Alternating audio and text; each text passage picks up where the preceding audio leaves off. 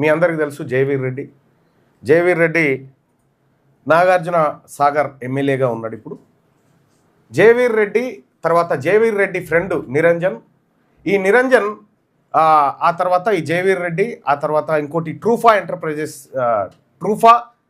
Enterprises private limited అనేటువంటి company, ఆ తర్వాత మఫత్లాల్ అనేటువంటి కంపెనీ, ఈ అందరు కలిసి ఒక 100 కోట్లు కొట్టేసేటువంటి స్కెచ్కు తెరలేపారు. 100 కోట్లు.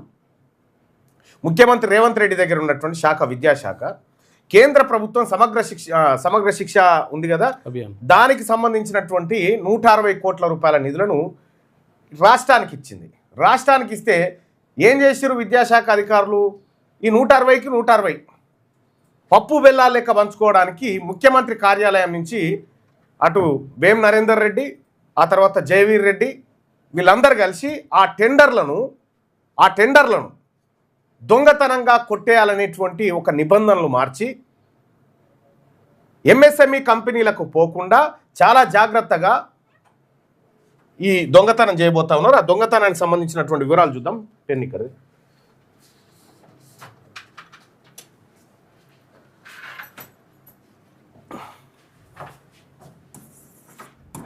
160 కోట్లు పైసలు ఖజానాలో ఉన్నాయి. 160 కోట్ల పైసలు ఖజానాలో ఉన్నాయి. ఈ ఖజానాలో ఉంటే అయితే వీటిని ఏం చేయాలంటే సమగ్ర శిక్ష అభియాన్ కింద ఇచ్చినటువంటి దాన్ని ఏం చేయాలంటే స్కూళ్ళలో ఏదో హాస్టల్స్ ఉంటాయి కదా, రెసిడెన్షియల్ హాస్టల్, అందులో పిల్లలకు బెడ్లు కొనాలి. ఓకే, పిల్లలకు బెడ్లు దానికోసం ఖర్చు చేయమని ఇస్తే వీళ్ళు ఏం చేసారు ఎరికేనా, ఈ 160 కోట్లలో 160కి 160 చేస్తే డౌట్ వస్తుందని ఫస్ట్ 130 కోట్లకు పెట్టింది టెండర్. ఏం చేసిరయ్యా దీంతో అంటే ఇక చాలా విచిత్రం. ఇక్కడ జయవీర్ రెడ్డి పాత్ర ఏంది, జానారెడ్డి పాత్ర ఏంది, వేం నరేందర్ రెడ్డి పాత్ర ఏంది అనేది మాట్లాడుకుందాం. ఇక్కడ టెండర్ నిబంధనలు ఎవరికి, స్మాల్ స్కేల్ ఇండస్ట్రీస్కి ఏవిటికి దక్కకుండా, ఓకే, ఒకటి నైనీ బ్లాక్ లెక్క, నైనీ పొగ్గు గనుల లెక్క. ఇంకా విచిత్రం ఇది, ప్రత్యేకంగా అలాగే వస్తాడు ట్రూఫా ఎంటర్ప్రైజెస్,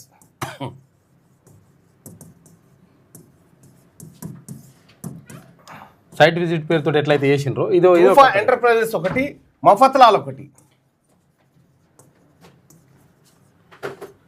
అయితే వీళ్ళిద్దరికి టెండర్లు ఖరారు చేసిరు. ఎవరు ఖరారు చేసిరు? ఈవి నరసింహారెడ్డి గారని ఐఏఎస్ ఆఫీసర్ ఉన్నాడు, ఆయన వీళ్ళకు ఖరారు చేసిండు. ఏం చేసిరయ్యా ఈ 130 కోట్లను వీళ్ళనంటే, వీళ్ళు బెడ్లు కొనుక్కొస్తామని చెప్పారు అన్నట్టు. ఏ బెడ్లు? పిల్లలకు.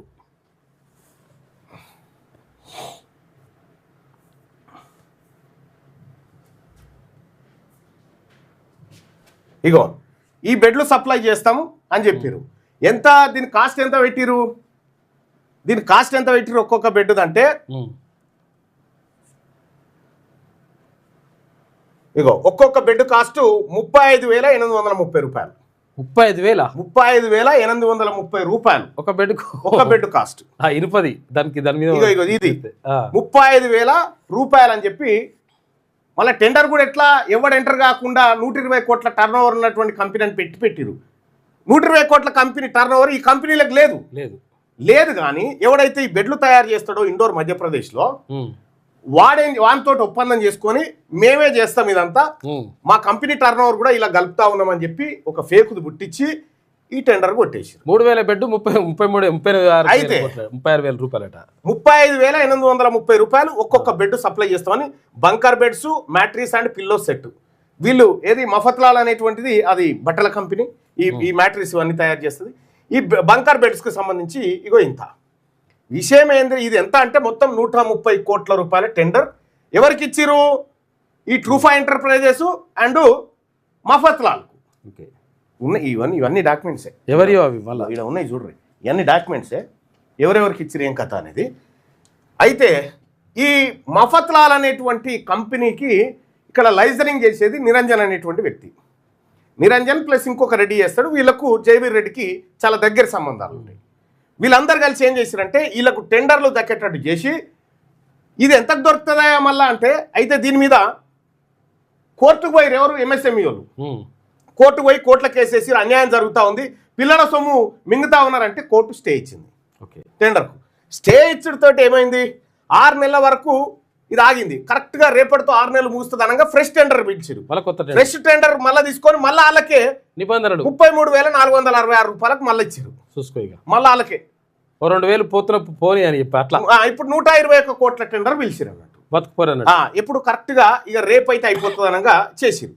విషయం ఏందనంటే కోర్టు మళ్ళా స్టే ఇచ్చింది. ఏందిరా ఈ దొంగతనం ఏందని కోర్టు స్టే ఇస్తే కోర్టుకు వీళ్ళు ఎవరు ఈ కంపెనీ వాళ్ళే మఫత్లాల్ తర్వాత ఇది ఈ కంపెనీ వాళ్ళే కోర్టుకు పత్రం ఇచ్చిర్రు. ఏమని ఇచ్చిర్రు తెలుసా?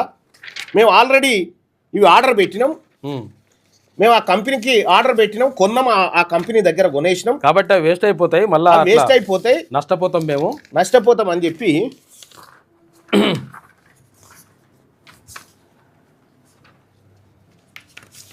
కోట్ల అఫిడవిట్ వేసిరు. ఎవరు? మఫత్లాలు ప్లస్ ఈ కంపెనీ. చూడరు ఎట్లా లెక్కలు ఇవి. ఏ టెండర్లలో ఏమవుతుంది, ఎవరికి కాంట్రాక్ట్లు వస్తున్నాయి అంటే కాంట్రాక్ట్లు వచ్చినా వస్తాయి. ఇక అరే ఇది ఇగో ట్రూఫా ఎంటర్ప్రైజెస్ ఇక చూడ్రి పర్చేజ్ ఆర్డర్ ఎవరి దగ్గర కొంటురా అంటే వీళ్ళ తన మాల్ లేదు, మనుషులు లేరు, ఎవరు లేరు, ఖాళీ బోగస్ కంపెనీలు పెట్టి 3వ వానికి ఇస్తారు. వాళ్ళ దగ్గర కొంటున్నాం మేమని చెప్పారు. ఎంత కొంటురట? ఒక్కొక్కటి ఎంత కొంటురట అంటే 12,120 రూపాయలకు. ఓకే, ఏవి ఈ మంచాలు 12,120 రూపాయలకు కొని సర్కార్కు 32,000 రూపాయలకు ఇస్తారు అన్నట్టు. చూసుకో ఎంత అగోకి ఇస్తారు. ఒక్క మంచం మీద 20,000 మింగబోతున్నారు అన్నట్టు. ఒక్కటే మంచం మీద. ఇదే కోర్టుకు సమర్పించారు పర్చేజ్ ఆర్డర్. ఇక వాళ్ళ దగ్గర కొన్నాం, మేము ఆల్రెడీ కొన్నాం, ఇవి వేస్ట్ అయిపోతే తొందరగా గీయండి అని చెప్పి పెట్టిరు. అది కూడా మొత్తం ఈ 12,000 కూడా ఉండదు. 12,000 ఏంటంటే లాస్ట్ ఫైనల్ అట్లా చెప్తారు కావాలండి. 12,000 కూడా ఉండదు. ఇగో మేము పర్చేజ్ ఆర్డర్ అని వాళ్ళే వేసారు. చూడు ఇగో మొత్తం వాస్తవానికి ఎంత ఇది అని అంటే ఇది ఎంఎస్ఎంఈ అని చెప్పి ఇదివరకు సప్లై చేసిన వాళ్ళు 15,000కే సప్లై చేసారు. 15,000కే ఇదేమో 70 కిలోలు కూడా ఉండదు మంచం. ఇంకో వాళ్ళు సప్లై చేసింది ఇది ఇంకా కింద డీటెయిల్ పెట్టి ఒక క్వింటాల్కు తక్కువ కాకుండా చేసారు. ఇప్పుడు స్టీల్ ధర కూడా 60 రూపాయలకు పడిపోయింది. వీళ్ళంతా కలిసి ఇగో కోర్టుకు సమర్పించిన దాంట్లో వాళ్ళే చెప్పారు 12,000కు ఒక మంచం కొంటున్నాం, మరి ఖరాబ్ అవుతున్నాయి అని చెప్పి వాళ్ళే చెప్పారు. ఇక్కడ 12,000 కొంటున్న మంచం 35,000కు టెండర్ పెట్టారు. చూసుకో అంటే ఒక్కొక్క దాని మీద 20,000.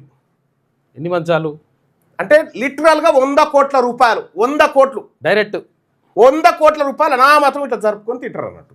ఇగో ఈ దుకాణానికి తెరలేపిండు వేం నరేందర్ రెడ్డి అలాగే జైవీర్ రెడ్డి. ఈ రెడ్లంతా కలిసి ఇగో ఈ దుకాణానికి తెరలేపిండు. ఇప్పుడు విద్యాశాఖ మంత్రి నేను ఓపెన్ గా ఛాలెంజ్ చేస్తా ఉన్నా, దీని మీద ఎంక్వైరీ జరగాలి. ఎవరి సొమ్ము? మన పేద బిడ్డలు హాస్టళ్లలో పడుకోవడానికి సౌకర్యాలు కల్పించేటువంటి సొమ్ము ఇది. మన సొమ్మును ఈ రెడ్లు ఎట్లా తింటురో చూడ్రి, ఈ రెడ్లు ఎట్లా దుకాణం పెట్టిరో చూడ్రి.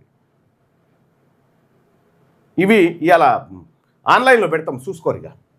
ఆన్లైన్లో పెడతాం, ఇవన్నీ డాక్యుమెంట్లన్నీ ఆన్లైన్లో పెడతాం, చూసుకోరు. ఎవడెవడు ఏం చేసినో తెలుస్తుంది. 100 కోట్ల రూపాయలు జానారెడ్డి కొడుకు కొట్టేస్తుండే. మన బీసీ పిల్లలది, మన ఎస్సీ ఎస్టీ పిల్లలకు సంబంధించినటువంటి సొమ్ము 100 కోట్ల రూపాయలు. నిర్దిష్టమైన ఆరోపణ చేస్తా ఉన్నా జానారెడ్డి గారు, దీనికి మీకు సంబంధం లేదని చెప్పి ప్రజలకు చెప్పండి. అంతే, దీనికి మీకు సంబంధం లేదని ప్రజలకు చెప్పండి. దీని వెనకాల ఉన్నది మీరు. క్లియర్గా సీఎంఓ నుంచి ఈ ఫైల్ కదులుతుంది. ఈ ఫైల్లో 100 కోట్లు కొట్టేసేటువంటి పని జరుగుతుంది. ఎట్లా వదిలిపెడతామనుకుంటున్నారు మిమ్మల్ని? ప్రజలారా ఆలోచన చేయండి. ఈ దొంగల ముఠ ఇట్లా తయారైపోయింది చూడ్రి. ఇట్లా ఇది కోర్టు ఆపిందని మెల్ల వెంటనే ఒక 2,000 తగ్గించారు. వస్తున్నది ఎంత అంటే 12,500కు. 12,500కే ఇది వస్తుందని చెప్పి వాళ్ళదే పర్చేసింగ్ ఆర్డర్. వాళ్ళ పర్చేసింగ్ ఆర్డర్ ఇగో 12,500ది 35,500కు పెట్టిరు. ఇగో చూసుకో 121 కోట్లకి తెచ్చిరు కదా దాన్ని. ఖబర్ లేకుండా కొట్టేసే కార్యక్రమం అన్నట్టు ఇది. అర్థమవుతుందా? ఇంత దొంగల ముఠా తయారైంది కాంగ్రెస్ పార్టీ. ఈ మొత్తం సీఎంఓల వేం నరేందర్ రెడ్డి, జయవీర్ రెడ్డి, ఇంకొక ఆయన రోహిన్ రెడ్డి, మొత్తం ఇవే దందాలుగా. ఇంకొక దందనే లేదు, మొత్తం ఇవే దందాలు, ఇవే కథ. 100 కోట్ల రూపాయలు ఒక్కటే దెబ్బ కొట్టేయాలని చూసారు. ఇప్పుడు నేను అడుగుతా ఉన్నా డిప్యూటీ సీఎం బట్టి విక్రమార్క గారు, దీని సంగతి ఏంది? ఇప్పుడు ఆయన అంటే ఆ సీఎం అంటే లేడు. ఇప్పుడు ఆయన నేను చదువుకుంటాను పోయిండు హార్వర్డ్కి. ఇక ఆయన వచ్చేదాకా ఇవన్నీ వార్తలు ఏది కేసీఆర్ కేటీఆర్ చుట్టూ దింపి ఒడిచిపెడతారు అంతేగాని. అయితే బట్టి విక్రమార్క గారిని నేను అడుగుతా ఉన్నా, దీని మీద ఎంక్వైరీ చేయిస్తారా మీరు?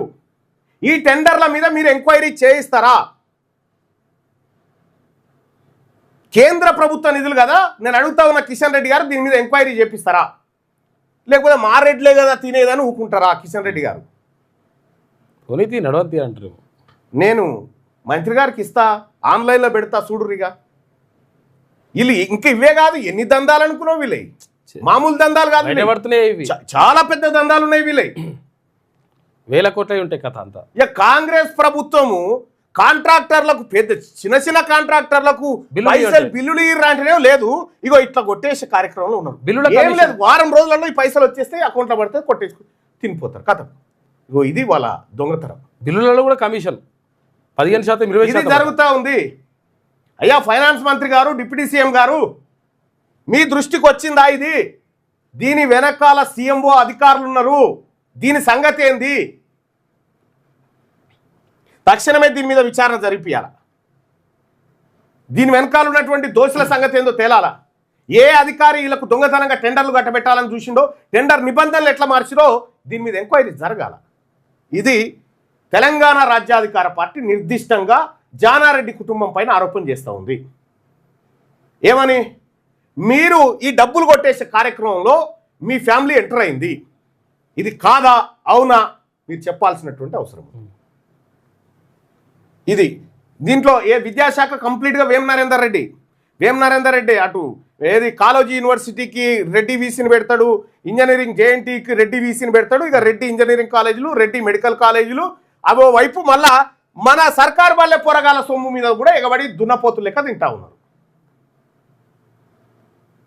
చూద్దాం దీని సంగతి ఏందో. కానీ ఈ క్లియర్గా 12,500కు దొరికేటువంటి మంచాన్ని ఆడ కొనుక్కొచ్చి ఈడ 35,000 రూపాయలకు అమ్ముతాడు. 5,500 ఒక్క మంచం మీద 20,000, ఒక్క మంచం మీద 20,000.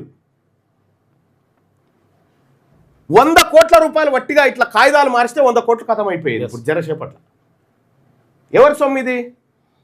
ఇంకా కాంగ్రెస్ పార్టీ కోటేయండి, ఇక ఈ దొంగతనాలు చేయండి, అదే కదా ఇప్పుడు నినాదం. ఇప్పుడు కాంగ్రెస్ పార్టీ మున్సిపల్ ఎన్నికలల్లో ఈ బీసీ రిజర్వేషన్ అయితే బీసీ రిజర్వేషన్ లేదు. ఇక బీసీ రిజర్వేషన్ ను దొంగతనంగా ఇదే జానారెడ్డి కొడుకు జానారెడ్డి వీళ్ళందరూ కలిసి బీసీ రిజర్వేషన్ కు వ్యతిరేకంగా కుట్రలు పన్ని బీసీలకు రిజర్వేషన్ రాకుండా అడ్డుకున్నారు.